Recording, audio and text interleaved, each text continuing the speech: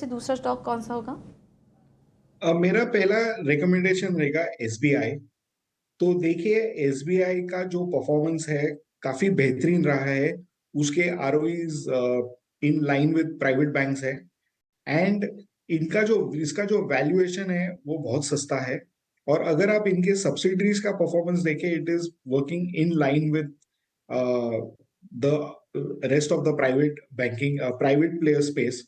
तो हमें लगता है कि ये स्टॉक जो अभी 1.5 टाइम्स बुक मिलता है FY26, वो काफी सस्ता है। और हमें लगता है कि इसकी वैल्यूएशन 2 टाइम्स हो जानी चाहिए।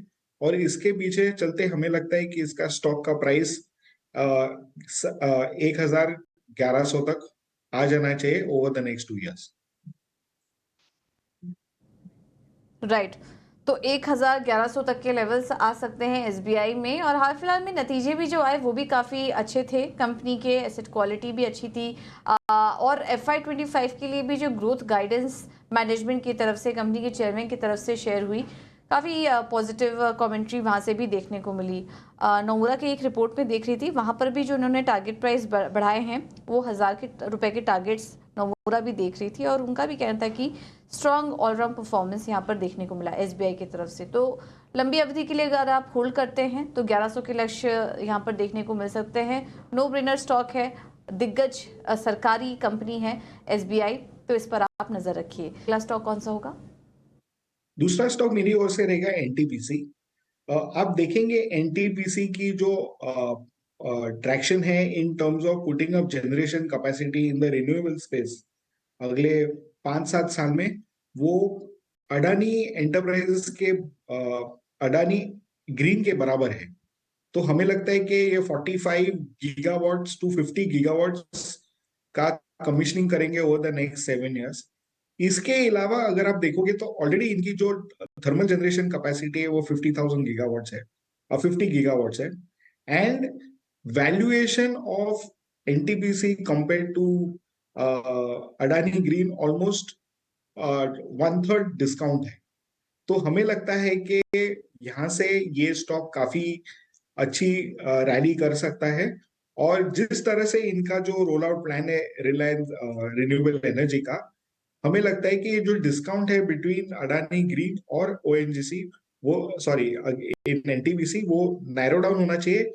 And in fact NTPC should quoted a premium to that valuation given that it has almost 50,000 crores, 50,000 megawatts of coal generating capacity.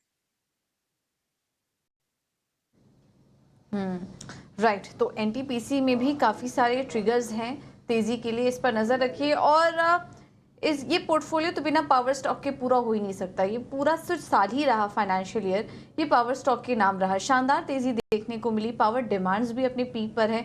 और एनटीपीसी के लिए तो सबसे बड़ा ट्रिगर ही यही है कि अब धीरे धीरे जिस तरीके से रिन्यूएबल स्पेस पर भी फोकस कर रही है कंपनी, वो भी एक बड़ा पॉजिटिव, एक बड़ा ट्रिगर है यहाँ पर कंपनी के लिए, एनटीपीसी के लिए। तो यहाँ पर भी लॉन्ग टर्म के लिए आपको नज़र रखनी होगी। 2 साल का समय देते हैं तो 450 तक के लेवल्स आ सकते हैं। मौजूदा भाव 370 के आसपास का है। अभी भी आप एंट्री लीजिए तो 450 तक के लेवल्स आ सकते हैं एनटीपीसी में। तो ये है सलाह आपके लिए। आशीष जी, आपकी पोजीशन कौन सा होगा? तो हमें फार्मा स्पेस में पीरामल फार्मा बहुत अच्छा लगता है।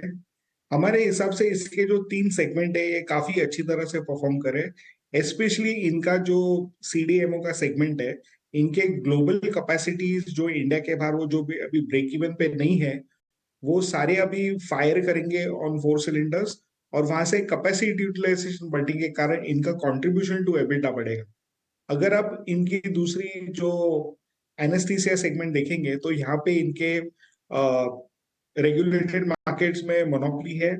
और अभी वो रेस्ट ऑफ द वर्ल्ड में भी एक्सपैंड कर रहे हैं, तो यहाँ से आपको ग्रोथ ट्रिगर्स आ रहे हैं। और अगर आप उनका जो ओवर द काउंटर पोर्टफोलियो देखेंगे, उधर 1,000 करोड़ के आसपास पहुंच गया है। और अभी कॉन्सेंट्रेशन रहेगी to expansion of EBITDA margins. तो हमें लगता है कि ये तीनों वजह से आप देखोगे कि काफी एग्रेसिवली बढ़ेगा इसका प्रॉफिटेबिलिटी।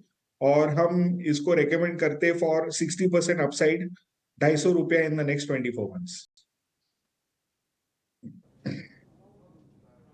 ठीक है। तो पिरामिड फार्मा पर नज़र रखिए। मुझे ध्यान है नतीजे भी बहुत स्ट्रांग आए थे कंपनी के, अगर वित्त वर्ष 2024 की बात करें, और क्वार्टर फोर मुनाफा जो था वहाँ पर 100% से ज़्यादा की बढ़त भी आई थी। तो नतीजे तो अच्छे थे ही, लेकिन आगे के लिए ट्रिगर्स भी विनीत जी काफ़ी स्ट्रांग बता रहे हैं कंपनी के लिए, और कुछ कुछ जगह पर तो कंपनी का एक अधिकार है, मोनोपोली यहाँ पर स्टेटस भी है कंपनी का, तो उससे भी यहाँ पर फायदा मिलेगा पिरामिड फार्मा को। फार्मा स्टॉक्स हमने हाल फिलहाल में देखा टूटे बहुत है, तो बहुत सिलेक्टेड रहने की ज़रूरत है, और ऐसे में अगर स्पेस पे नज़र रखनी है तो पिरामिड फार्मा अच्छा पिक हो सकता है। अगले 2 साल के लिए 250 तक के लक्ष्य आ सकते हैं कंपनी में। तो ये है सलाह विनीत जी की तरफ से पिरामिड फार्मा पर।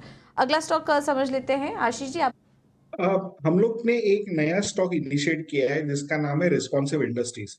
रिस्पॉन्सिव इंडस्ट्रीज विनाइल कैटेगरी का बहुत स्ट्रॉन्ग प्लेयर है, लार्जेस्ट प्लेयर ग्लोबली, और ये not only vinyl flooring provide करता है, बट इसका फोकस रेलवेज पे भी है। रेलवे को वर्चुअली 95% सप्लाई करता है, leather as well as flooring material.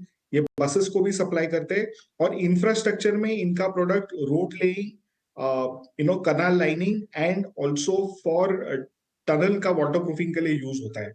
ये सारे जो 5 सेगमेंट है बहुत एग्रेसिवली प्ले आउट होने वाले हैं, और हालांकि स्टॉक अभी थोड़ा एक्सपेंसिव लगेगा आपको वैल्यूएशन में, पर हमारे हिसाब से इसकी जो अर्निंग्स पोटेंशियल है डबल होने की पॉसिबिलिटी है, और इसके पीछे हमें लगता है कि ये स्टॉक आपको 50% अपसाइड दे सकता है ओवर द नेक्स्ट 24 months।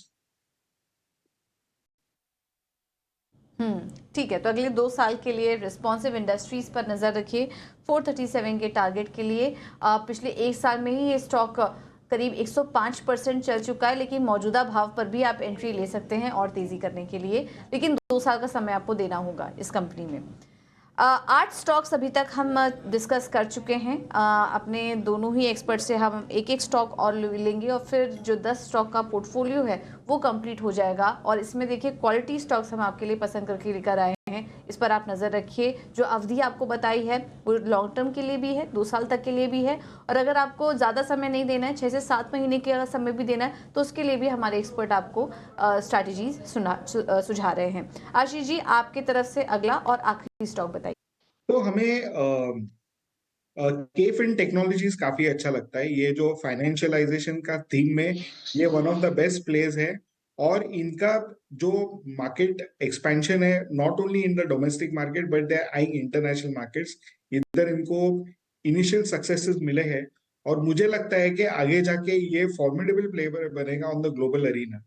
तो हमें लगता है कि अगर आप लॉन्ग टर्म के लिए इसको होल्ड करें तो आपको काफी अच्छे मल्टी बैगर रिटर्न्स भी आ सकते हैं, बट हमें लगता है इन द नेक्स्ट 12 months ये स्टॉक आपको एक 100 रुपए या 15-16% की अपसाइड दे सकता है। ठीक है। तो अगले 1 साल के लिए 800 का लक्ष्य देख रहे हैं के फिनटेक में विनीत जी। तो चलिए इसी के साथ 10 स्टॉक का पोर्टफोलियो